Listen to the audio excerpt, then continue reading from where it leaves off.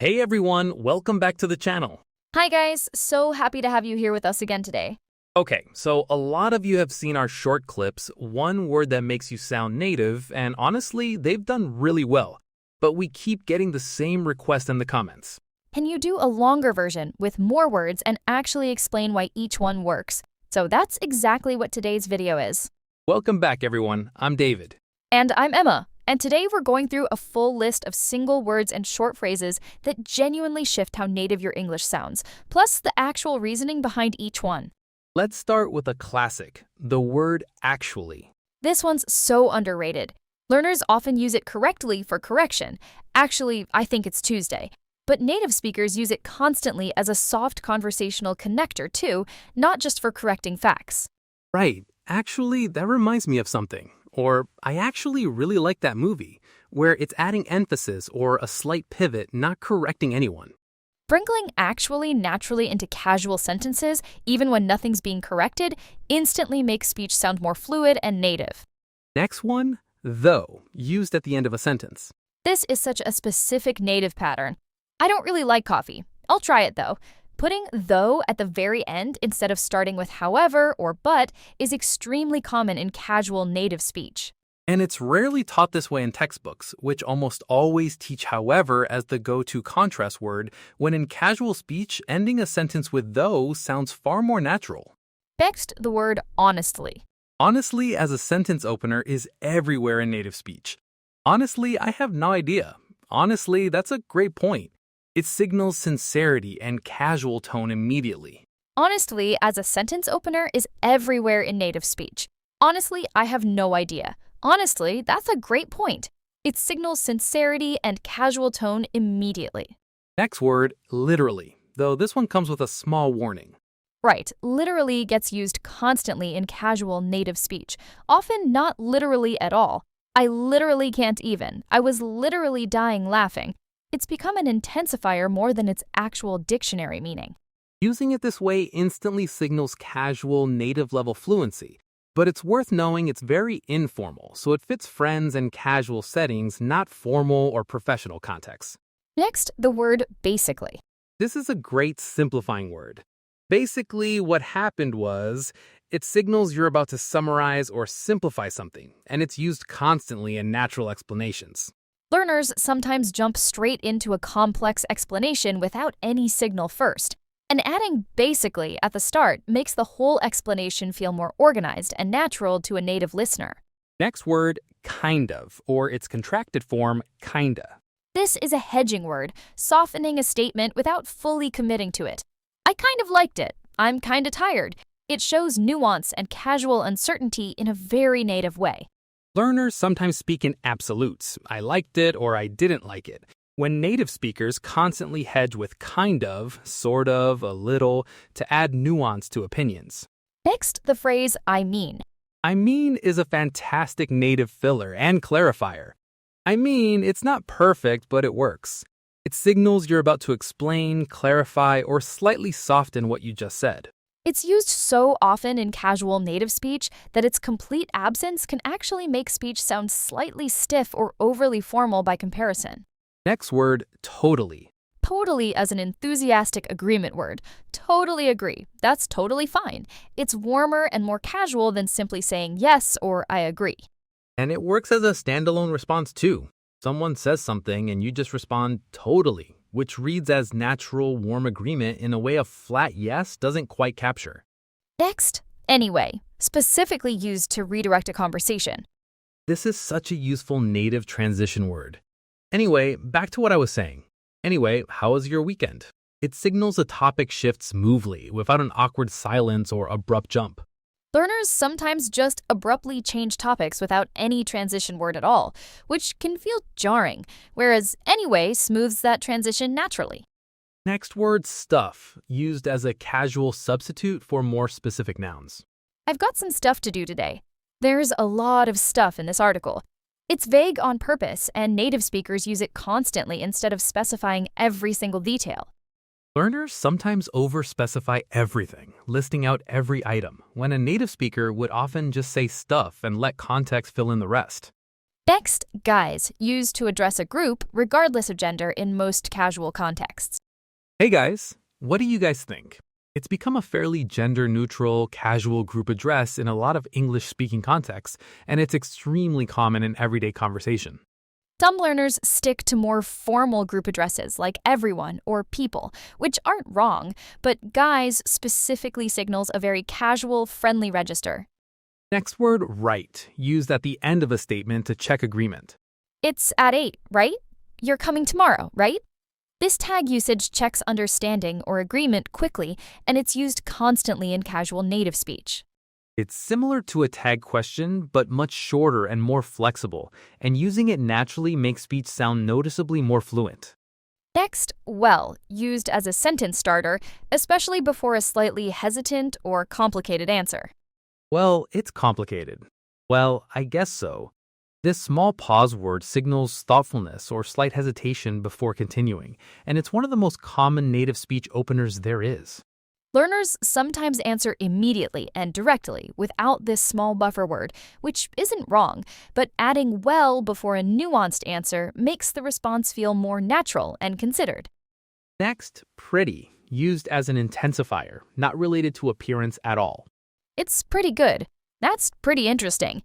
This use of pretty confuses a lot of learners initially because it has nothing to do with beauty here. It just means fairly or quite. And it's used constantly this way in casual speech, so recognizing and using this meaning specifically makes a huge difference in sounding native. Next, yeah, used with variations in tone to mean much more than simple agreement. A drawn-out yeah can signal hesitation or doubt. A quick, flat yeah signals casual agreement. An enthusiastic yeah signals excitement. The word barely changes, but the tone carries an enormous amount of meaning.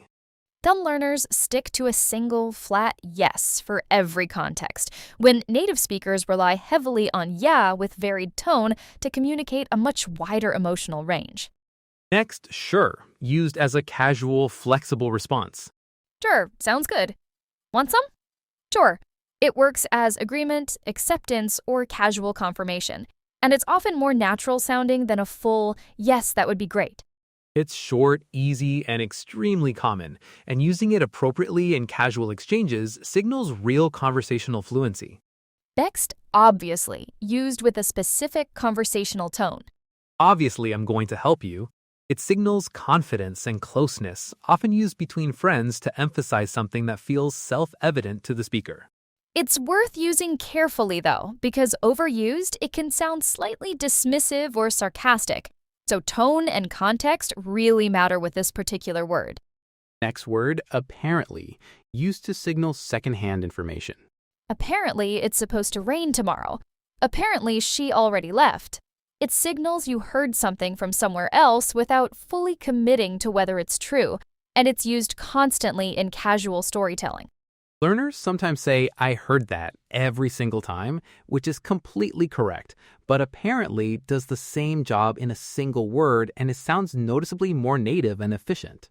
Next, kinda like, used specifically when describing or comparing something loosely.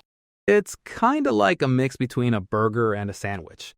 This casual comparison structure is everywhere in native speech, especially when explaining something unfamiliar using a familiar reference point. It's a small phrase, but it makes explanations feel much more natural and conversational than a more formal comparison structure would. Next one, no worries. Use as a casual response to thanks or apology. Thanks for waiting. No worries. It's replaced you're welcome in a huge amount of casual native speech, especially in American and Australian English, and it signals real, relaxed, friendly warmth. Learners often default to the more textbook you're welcome, which is completely fine. But no worries specifically signals casual comfort between the speakers. Next, for sure, used as an enthusiastic form of agreement. Want to grab lunch later? For sure. It's warmer and more casual than a simple yes, similar to totally, and it's extremely common as a short standalone response. And last one to add to our expanded list, I guess, used to signal a slightly reluctant or uncertain agreement. I guess that makes sense. I guess we could try that. It's softer than a full yes and signals mild hesitation or reconsideration in a very natural, native way. Learners sometimes commit fully to yes or no when they're genuinely uncertain, when I guess captures that in-between feeling much more naturally. Last one for today, anyways, the slightly more casual, informal version of anyway. Some grammar purists dislike it, but it's genuinely common in casual native speech, especially in American English, as a relaxed way to redirect or wrap up a topic.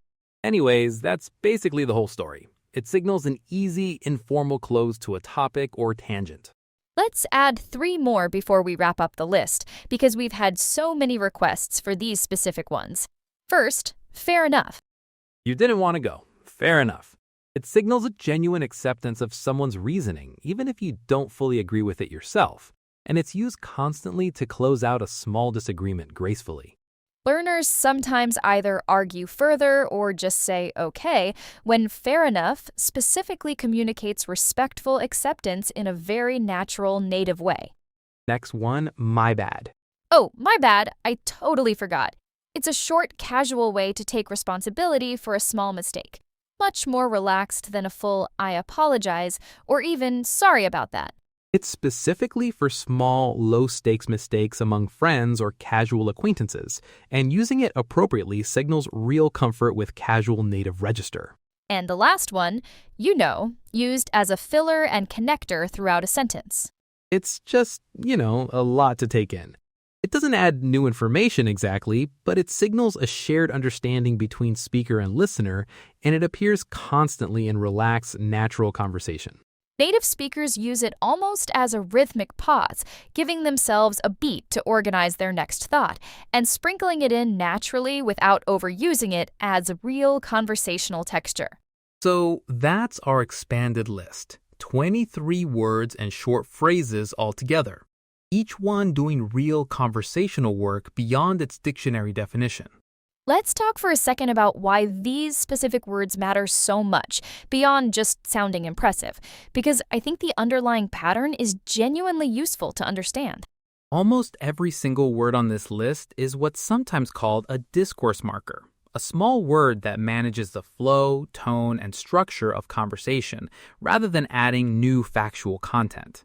Textbooks focus heavily on content words, nouns, verbs, adjectives, because they carry clear, teachable meaning, but discourse markers are what actually make speech sound natural and connected, rather than like a series of separate, disconnected, correct sentences.